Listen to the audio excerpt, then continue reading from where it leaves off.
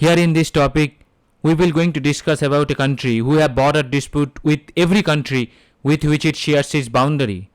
Even the maritime boundary nations also having the problem with this country. The country I am referring to is China. China is specialized for its land grabbing tactics using the strategical salami tactics.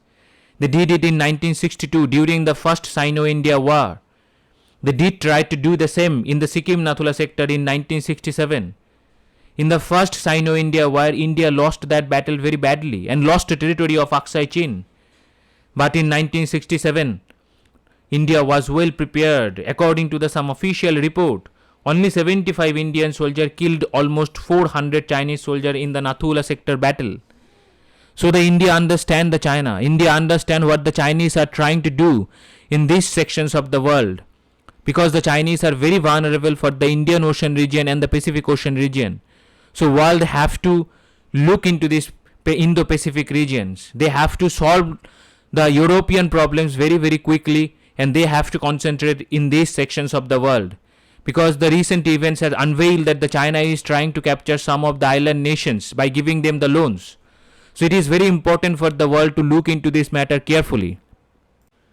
After that two big battles that I have already mentioned, 1962 and 1967, India and the China never get themselves involved into any kind of major battle. But India and China get involved in ugly skirmishes. Every Indian and its neighboring country should know about those skirmishes. Because China is doing the same with its every single neighbors. China is trying to capture some of the disputed island of the Philippines. China is trying to capture the natural resource rich regions of Vietnam. China is trying to capture the whole South China Sea region. So it is a very concerning situation in Asia. India-China's relations dates back to more than 2000 years ago. There have been cultural and economical ties between these two countries since ancient times. The Silk Road not only served as a major trade route between the India and China, but is also credited for facilitating the spread of Buddhism from India to East Asia. But after 1948, everything changes rapidly when China fall under communist regime. Then China attacked Tibet, a country without army, and captured it in 1950s. Then India lost a strategic buffer.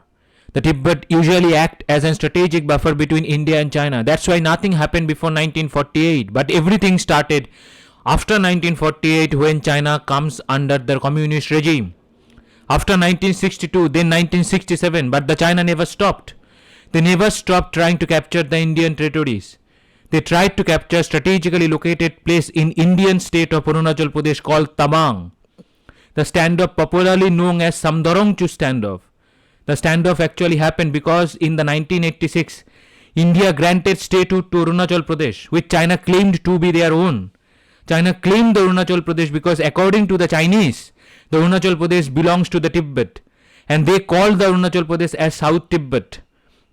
Then after 1987, next standoff happened in Doklam, which is the part of Bhutan, and India is the protectorate of the Bhutan. That's why India get into that matter, and India protected the Bhutan.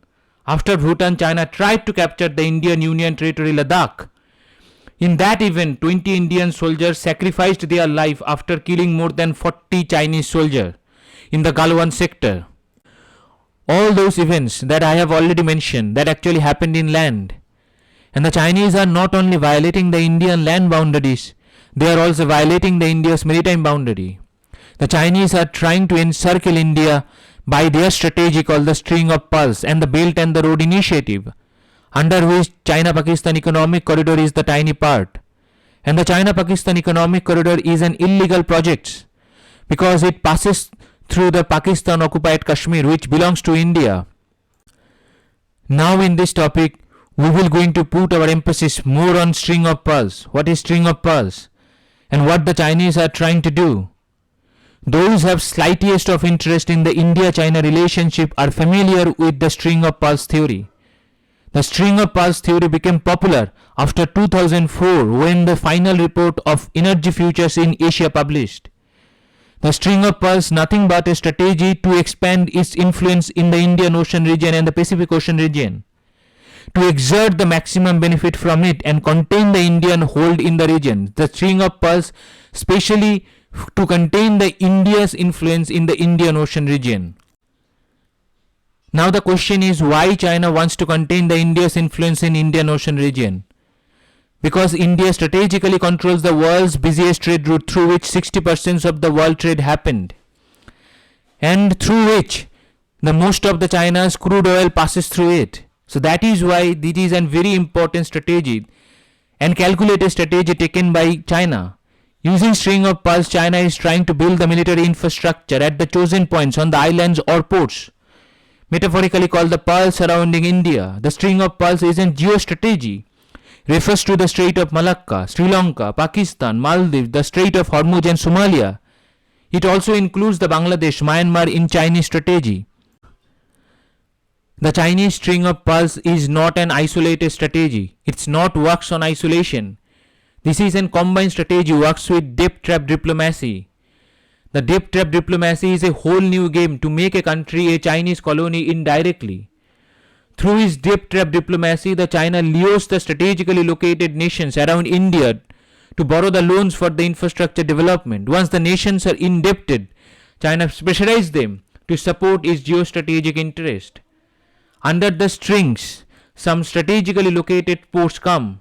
Among them the Gwadar and the Karachi ports, which belongs to Pakistan. Chittagong ports belongs to Bangladesh. Hambantota and Colombo port belongs to Sri Lanka.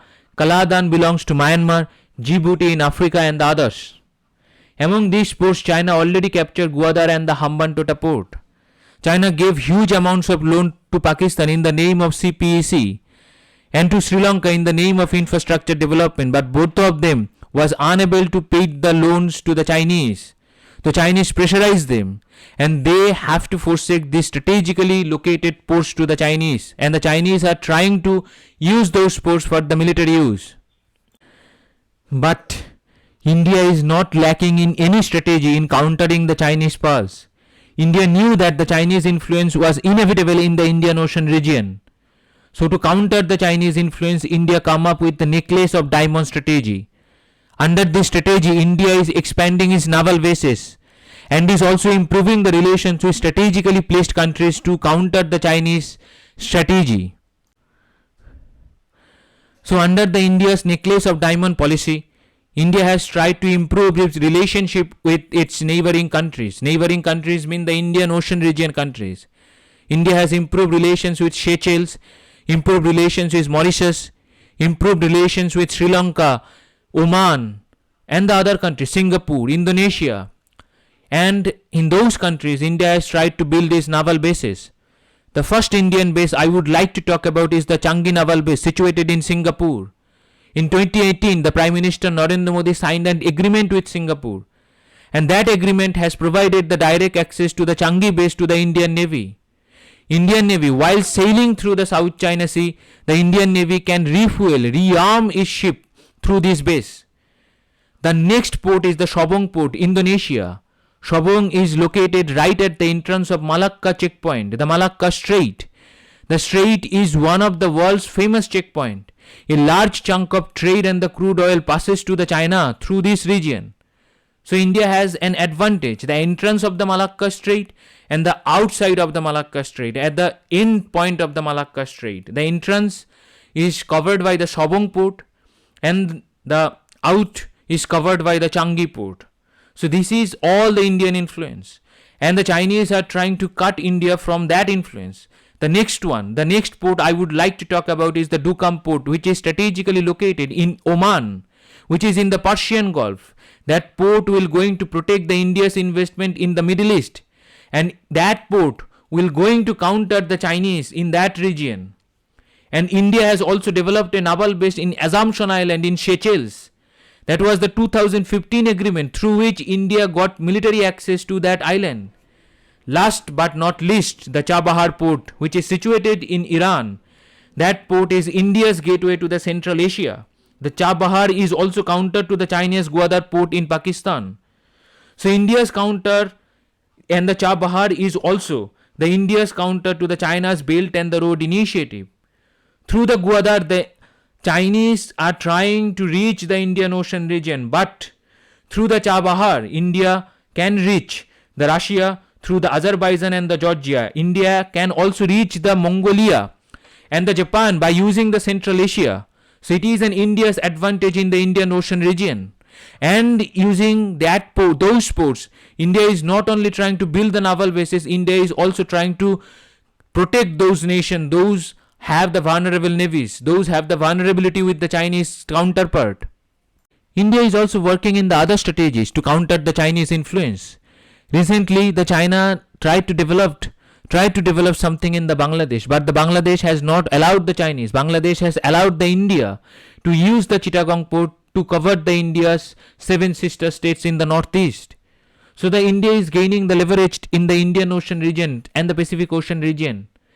And the world have to understand that what they will going to do, whether they will going to help the India to counter the Chinese or they will going to stand lame. So it is up to the world that what they will going to do. Now our today's question. The first question is, which sea is located between mainland China and Korean Peninsula? The first option is East Sea. Second option is Sea of Onstock. The third option is Yellow Sea. The fourth option is Sulu Sea. The second question is, the Bohai Sea is located on the coast of which nation? The first option is Japan. Second option is Philippines. Third option is China. Fourth option is Vietnam. So this is the end of the topic.